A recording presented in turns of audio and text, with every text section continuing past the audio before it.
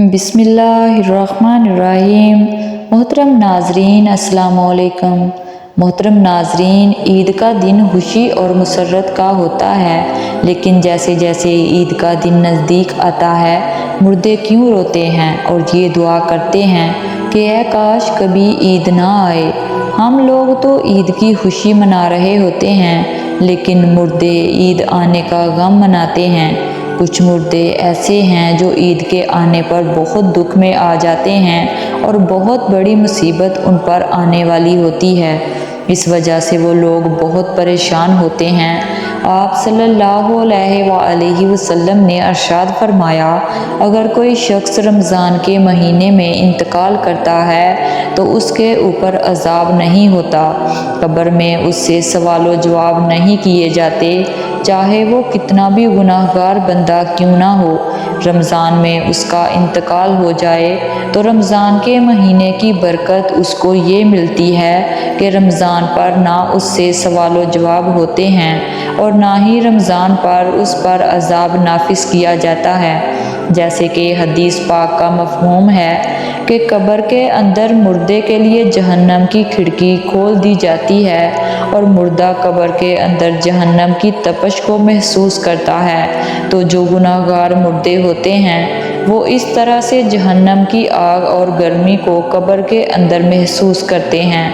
جب رمضان کا مہینہ آتا ہے تو آپ صلی اللہ علیہ وآلہ وسلم نے ارشاد فرمایا، تو جنت کے دروازوں کو کھول دیا جاتا ہے اور جہنم کے دروازوں کو بند کر دیا جاتا ہے، قبر سے عذاب کو اٹھا لیا جاتا ہے، اللہ تبارک و تعالیٰ کی رحمتوں کا نزول ہوتا ہے، اس سے مردے کو بڑی راحت ملتی ہے۔ رمضان کے آنے سے مردہ بڑا خوش ہوتا ہے کہ ہمارے اوپر سے عذاب اٹھا لیا گیا ہے، جو قبر کے اندر ہمارے لیے جہنم کے دروازے کھولے ہوئے تھے وہ دروازے بند کر دیے گئے ہیں، تو وہ مردہ بڑی راحت محسوس کرتا ہے۔ اب سوال یہ پیدا ہوتا ہے کہ جن لوگوں کے اوپر اللہ تبارک و تعالیٰ نے رمضان میں عذاب ہٹا لیا تھا،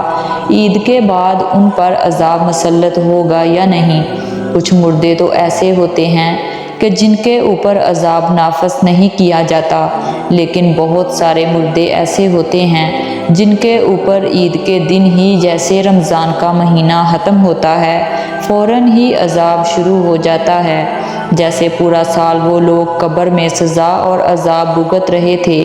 عذاب میں وہ لوگ پھر ملوث اور گرفتار ہو جاتے ہیں۔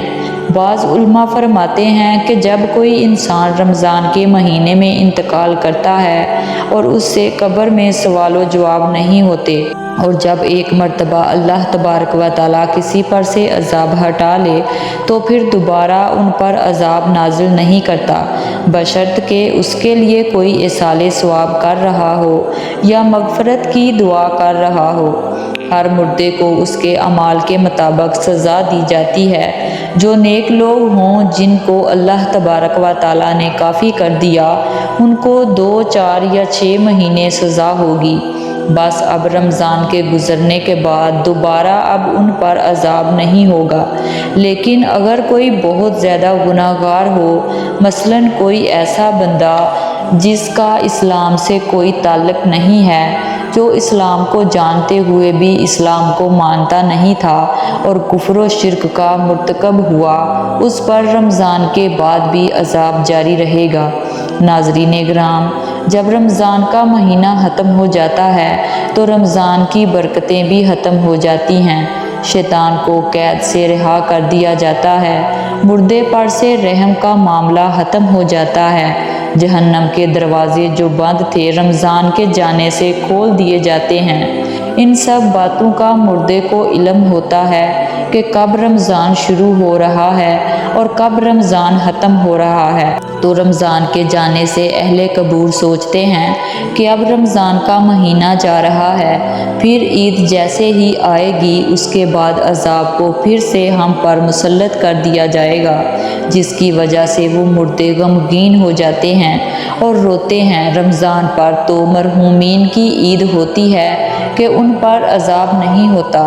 ہم لوگ رمضان کے آخری عشرے میں جب اپنی مغفرت کی دعائیں اللہ تبارک و تعالیٰ سے کرتے ہیں تو پھر ہمیں اپنے مرحومین کے لیے بھی زیادہ سے زیادہ ایصال ثواب کرنا چاہیے۔ اپنے مرحومین کے لیے نہیں بلکہ تمام امت مسلمہ کے لیے مغفرت کی دعا کرنی چاہیے۔ رب ذوالجلال ہم سب کو عمل کی توفیق اور ہمت عطا فرمائے، آمین۔ محترم ناظرین، آپ کو ویڈیو کیسی لگی اپنی قیمتی رائے کا اظہار کمنٹ باکس میں ضرور کیجیے گا۔ ویڈیو کو لائک اور چینل کو سبسکرائب ضرور کیجیے گا۔ ملتے ہیں کسی اور ویڈیو کے ساتھ، تب تک کے لیے اللہ حافظ۔